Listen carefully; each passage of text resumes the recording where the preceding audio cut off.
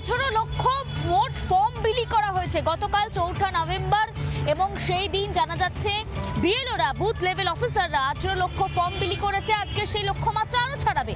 পরের আপডেটের জন্য যাব দীপঙ্করের কাছে। দীপঙ্কর, জানো কি আপডেট রয়েছে?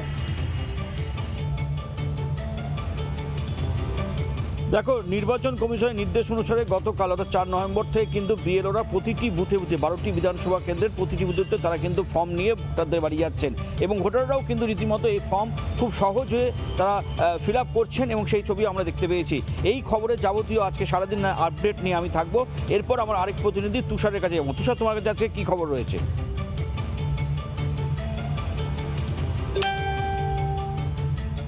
একদমই দীপঙ্কর, উত্তর দিনাজপুর জেলার বিভিন্ন ব্লকে কিন্তু এসআইআর এর ফর্ম এখনো অবধি পৌঁছায়নি, আর তার ফলে বিএলওরা কিন্তু সেই সমস্ত ফর্ম সাধারণ বাসিন্দাদের দিতে পারছে না। আর এই কারণে কিন্তু আতঙ্কিত রয়েছে গোটা এলাকার বাসিন্দারা। আর এই সমস্ত খবরে সারাদিন থাকবো, সরাসরি চলে যাবো এলিনার কাছে। এলিনা,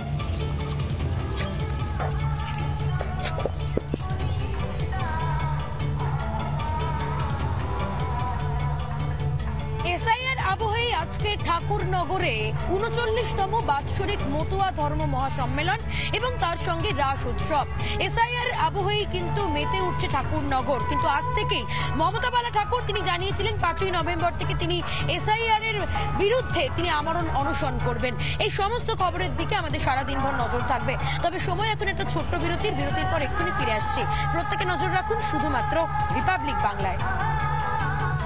একজন মুসলিম যুবক তিনি বলছেন যে ভয় নেই আমাদের। এসআর হলে আপনাদের কোনো ভয় আছে না? আমাদের কোনো ভয় নেই, আমরা রাষ্ট্রবাদী, আমরা স্থায়ী এখানকার, আজীবন আমরা এখানে ছিলাম, 200 বছর ধরে এখানে আছি, আমাদের কোনো ভয় নেই। আমরা চাই এসআর। ভয়টা কাদের? ভয়টা যাদের রোহিঙ্গা মুসলিমদের আর এবং বাংলাদেশি মুসলিমদের এবং তৃণমূল সরকারের। বাংলাদেশি মুসলমান রোহিঙ্গা এদের একটা নামও ভোটার তালিকায় থাকবে না।